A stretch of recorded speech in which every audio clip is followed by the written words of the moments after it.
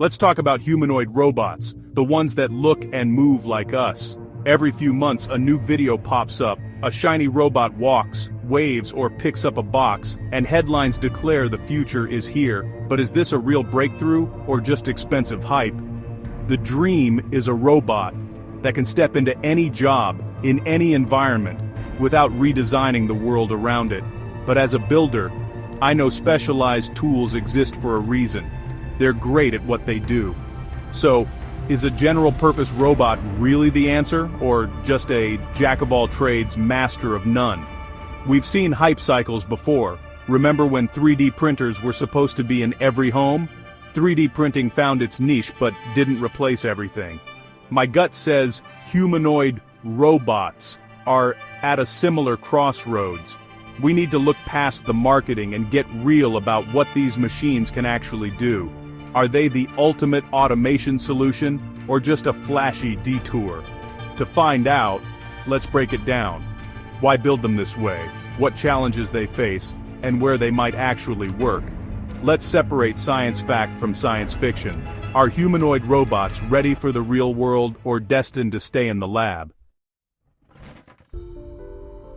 Why the obsession with human-shaped robots? It's not just sci-fi nostalgia. Our world is built for humans, desks, doors, stairs, tools, all designed for our size and shape. If you want a robot to work here, the simplest solution is to make it human-like. A humanoid can walk down aisles, climb stairs, and use our tools without changing the environment. That's the sales pitch.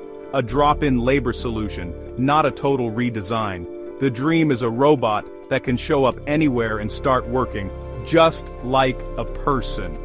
It's a powerful vision, but building a machine that moves and manipulates like a human is incredibly hard. Our bodies are the result of millions of years of evolution. Replicating that with motors and code is a monumental challenge. The appeal is clear, a robot that fits seamlessly into our world. But the gap between that idea and a reliable working machine is massive. Is the convenience of a human shape worth the engineering headache? That's the real question. The answer isn't obvious. Let's see where the theory meets reality. While humanoid robots grab headlines, specialized robots quietly run the world. Think of robotic arms in car factories. No legs, no heads, just pure efficiency. They do one job, like welding or lifting, thousands of times a day, with speed and precision. Their secret? Simplicity and optimization. No need for balance, complex sensors, or delicate hands. By focusing on one task, they're cheaper, faster, and more reliable than any general-purpose robot. Look at Roombas or Amazon's warehouse bots, designed for their environment, not for looking human. These robots thrive because the world is adapted to them, not the other way around. The trade-off: they're masters of one domain, but inflexible.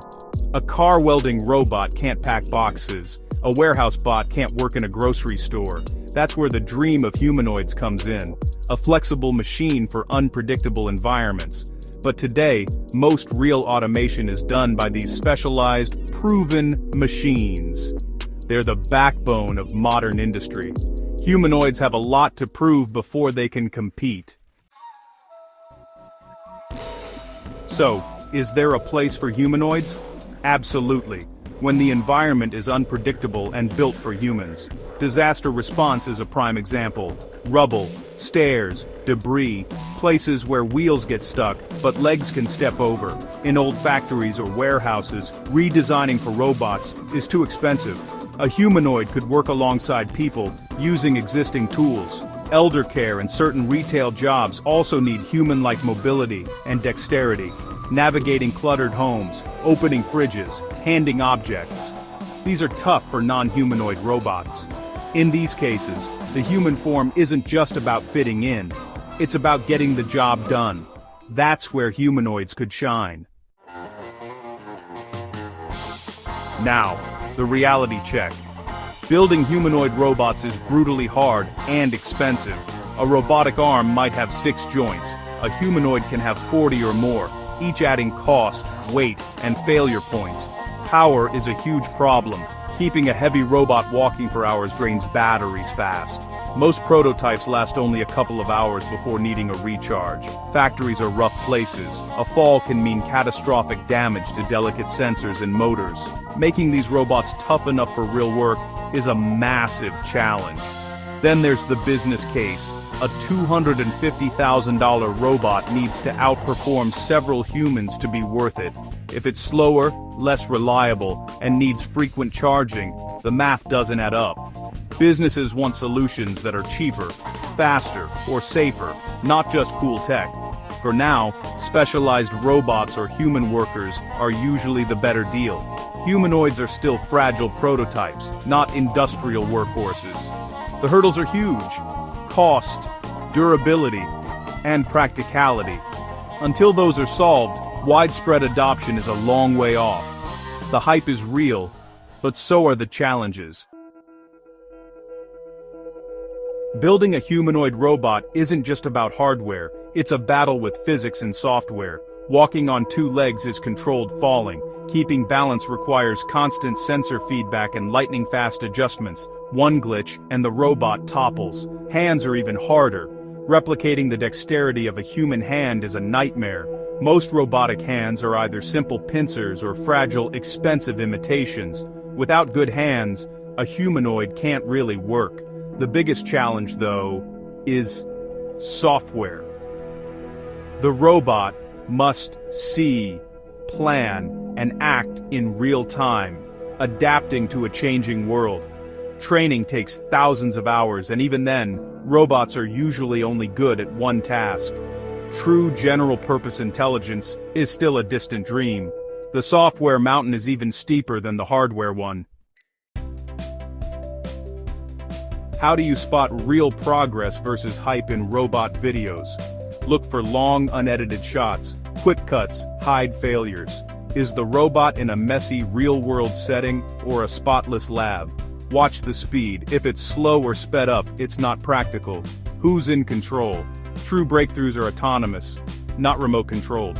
Ask about battery life, repair costs, and price. A robot that can do backflips is cool, but is it reliable and affordable? Celebrate the engineering, but always ask the tough questions. So, are humanoid robots the future, or a flop? It depends. They're not replacing all automation or human jobs anytime soon. Their value is in specific situations, dangerous jobs, old factories, or places where redesigning for robots isn't practical. In these cases, a humanoid can be a game changer. But for repetitive tasks in controlled environments, specialized robots win every time. Good engineering means using the simplest solution that works. Humanoids are one tool in a big toolbox. Not a universal answer. The hype is exciting, but the reality is nuanced.